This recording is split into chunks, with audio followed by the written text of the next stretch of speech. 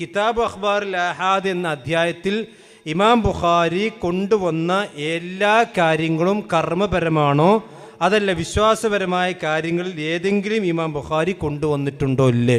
അതായത് ഇവിടെ വാദം തനിപ്പൊളിയായി കർമാനി പറയും ശരിയല്ല എന്നതിൻ്റെ ആ കിതാബ് അഖ്ബാറുൽ ആഹാദ് മാത്രം വായിച്ചാൽ തന്നെ കാണാൻ കഴിയും. കാരണം അതിൽ ഇമാം ബുഖാരി ഒരുപാട് വിശ്വാസ കാര്യങ്ങൾ തന്നെയും കൊണ്ടുവന്നിട്ടുണ്ട്. എൻ്റെ 39ാമത്തെ ചോദ്യം രണ്ടാമത്തെ തന്നെ, ഇനി രണ്ടാമത്തെ ഹദീസായിക്കൊണ്ട് ഇമാം ബുഖാരി കൊടുത്ത ഹദീസ് തന്നെ ലിക്കുല്ലി നബിയ്യിൻ ഹവാരിയുൻ എന്നതാണ്. എല്ലാ ഉമ്മത്തിലും ഒരു ഹവാരിയുണ്ട്. അത് വിശ്വാസകാര്യമാണോ അല്ലേ? അത് കർമ്മകാര്യമാണോ അല്ലേ? വിശ്വാസകാര്യമാണ്. അപ്പോൾ 39ാമത്തെ ചോദ്യം ലിക്കുല്ലി നബിയ്യിൻ ഹവാരിയുൻ എന്നത് വിശ്വാസകാര്യമാണോ കർമ്മകാര്യമാണോ? എങ്കിൽ നിങ്ങളുടെ വാദം അവിടെ പൊളിഞ്ഞിരിക്കുന്നു. പിന്നെ ഇമാം ബുഖാരി ആ കിതാബിൽ കൊണ്ടുവന്നിരിക്കുന്ന മറ്റൊരു അധ്യായമാണ് മാക്കാൻ ഇബ്അത്തു നബി സല്ലല്ലാഹു അലൈഹി വസല്ലം മിനൽ ഉമറാ ബിർറസൂലി വാഹിദൻ. റസൂലുള്ളാഹി സ്വല്ലല്ലാഹു അലൈഹി വസല്ലമ ദൗത്യ സംഘത്തെ അഥവാ രാജാക്കന്മാരിലേക്ക് പ്രതിനിധികളായിക്കൊണ്ട് ഓരോ ആളുകളെയാണ് നിയോഗിച്ചിരുന്നത്. എൻ്റെ 41ാമത്തെ ചോദ്യം, അങ്ങനെ നിയോഗിക്കുന്ന കാര്യങ്ങൾ അഥവാ പ്രവാചകന്മാർ റസൂലുള്ളാഹി സ്വല്ലല്ലാഹു അലൈഹി വസല്ലം അമീറന്മാരിലേക്കും അതുപോലെ തന്നെ രാജാക്കന്മാരിലേക്കുമൊക്കെ നിയോഗിക്കുന്ന സംഘത്തിൽ അല്ലെങ്കിൽ അവർ പറയുന്ന കാര്യം വെറും കർമ്മപരമായ കാര്യം പറയാനാണോ പറഞ്ഞേക്കുന്നത് അതല്ല വിശ്വാസപരമായ കാര്യങ്ങൾ പറയാനാണോ? ഇനി പിന്നെ 41ാമത്തെ ചോദ്യം, ഇമാം ബുഖാരി റഹ്മത്തുള്ളാഹി അലൈഹി അദ്ദേഹത്തിന് അഖീദക്ക് മുത്തവാത്തിറായ ഹദീസ് വേണം, ഖബറുൽ ആഹാദ് കൊണ്ട് അഖീദ സ്ഥിരപ്പെടുകയില്ല എന്ന് പറയാനാണല്ലോ മർക്കസ് ദേവക്കാർ കാലങ്ങളായി ഉദ്ധരിച്ചുകൊണ്ടിരിക്കുന്നത്. എൻ്റെ 41ാമത്തെ ചോദ്യം അൽമദനി മറുപടി അറിഞ്ഞാലും മതി, ഇനി അതല്ല ജാബിറമാനി മറുപടി അറിഞ്ഞാലും മതി. ഇമാം ബുഖാരിക്ക് അങ്ങനൊരു വാദമുണ്ടായിരുന്നെങ്കിൽ അഥവാ ആഹാദായ ഹദീസുകൾ അഖീദക്ക് പറ്റില്ല എന്ന വിശ്വാസമുണ്ടായിരുന്നെങ്കിൽ കിതാബുൽ ഈമാൻ കാര്യങ്ങൾ പഠിപ്പിക്കുന്ന ഇമാം ബുഖാരി അധ്യായമുണ്ട് കിതാബുൽ ഈമാൻ. ആ കിതാബുൽ ഈമാൻ ഇമാം ബുഖാരി കൊണ്ടുവന്ന മുഴുവൻ ഹദീസുകളും മുത്തവാത്തിറാണ് നിങ്ങൾക്ക് തെളിയിക്കാൻ പറ്റുമോ? 41ാമത്തെ ചോദ്യം. 42ാമത്തെ ചോദ്യം നിങ്ങൾ പറയുന്ന വാദപ്രകാരം അഥവാ ആഹാദായ ഹദീസുകൾ വിശ്വാസകാര്യങ്ങൾക്ക് പറ്റുകയില്ല എന്ന് പറഞ്ഞ ഒരു മുഹദ്ദിസിനെ നിങ്ങൾക്ക് കാണിക്കാമോ? ഇമാം ബുഖാരിക്ക് അങ്ങനെ വാദമില്ല എന്ന് ഇവിടെ തെളിയിച്ചു. ഒരു മുഹദ്ദിസിനെ നിങ്ങളുടെ വാദപ്രകാരം പറഞ്ഞു ഒരു മുഹദ്ദിസിനെ നിങ്ങൾ കാണിക്കാമോ? 43ാമത്തെ ചോദ്യം ഇതാണ്, നിങ്ങൾ ഇറക്കിയിരിക്കുന്ന ഈ ഹദീസ് സമാഹാരം ഇതിൻ്റെ പേര് വിശ്വാസമെന്ന നിങ്ങളോട് പറഞ്ഞെന്താ? വിശ്വാസ കാര്യങ്ങൾക്ക് മുത്തവാത്തിർ മാത്രമേ തെളിവാക്കാൻ പറ്റുള്ളൂ. എൻ്റെ 43ാമത്തെ ചോദ്യം, നിങ്ങളുടെ ഹദീസ് സമാഹാരത്തിൽ കൊടുത്തിരിക്കുന്ന ഏകദേശം എത്രത്തോളം ഹദീസുണ്ട്?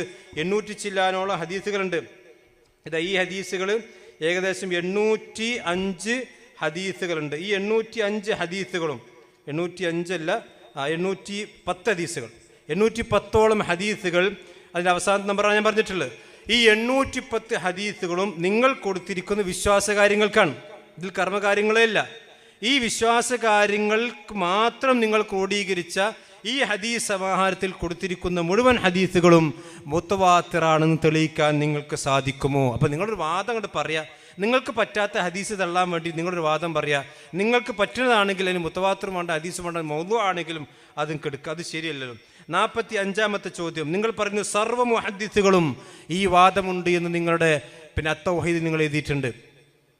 അഥവാ സർവ്വ മുഹദ്ദിസുകളും ഈ വാദം പറയുന്ന ആളുകളാണ് നിങ്ങൾ എഴുതിയിട്ടുണ്ട് എങ്കിൽ അത് നിങ്ങൾക്ക് തെളിയിക്കാൻ സാധിക്കുമോ? എല്ലാ മുഹദ്ദിസുകളും ഈ അഖീദ സ്ഥിരപ്പെടണമെങ്കിൽ മുത്തവാത്തിർ വേണമെന്ന് പറയുന്ന വാദക്കാരാണ് നിങ്ങൾക്ക് തെളിയിക്കാൻ കഴിയുമോ? ജാബിറമാനി ശരിക്കും മറുപടി പറഞ്ഞു. ഇതൊക്കെ എണ്ണിട്ട് 1 by 1 ആയിട്ട് നിങ്ങൾ പറയപ്പെടും. നിങ്ങൾ ചോദിച്ച ഓരോ ചോദ്യങ്ങൾക്കും ഇവിടെ ഞങ്ങൾ മറുപടി പറയുന്നുണ്ട്. ഇൻഷാ അല്ലാഹ് ഇതുപോലെ നിങ്ങളിവിടെ നിന്ന് ചോദിക്കുന്ന 150 ചോദ്യങ്ങളുണ്ട്.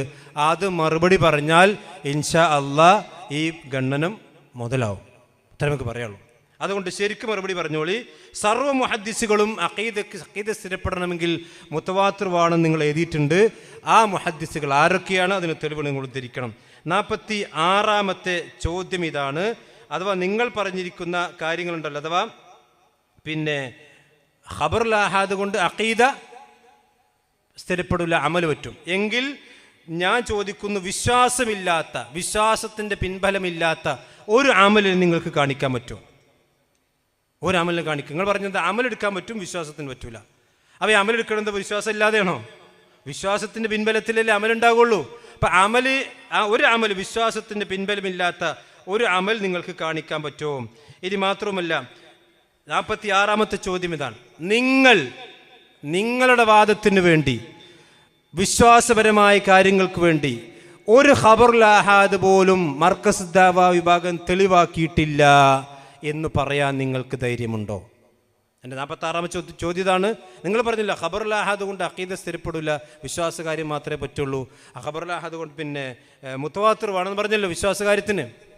വിശ്വാസകാര്യം സ്ഥിരപ്പെടണമെങ്കിൽ മുത്തവാത്തിർ വേണം, ഖബറുൽ ആഹാദ് പറ്റില്ല.